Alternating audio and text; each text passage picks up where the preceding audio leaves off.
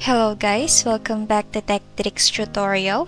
In today's video, I will show you how to fix games not launching on Windows 11. Without further ado, let's get started. First thing that you're gonna need to do is to search services on your search bar.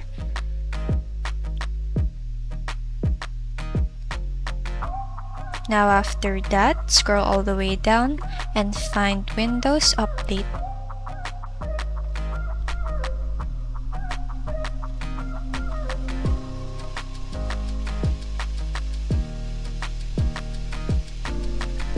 Now click that and make sure that the startup type is manual.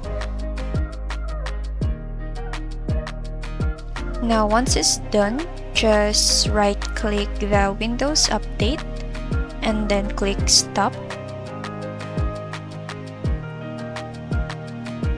Now after that, go to your documents and go to Drive C.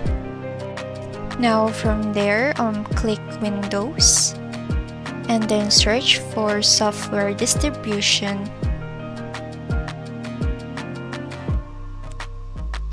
Now click software distribution and then select the download and data store and right click. Now click the show more option and then finally delete it.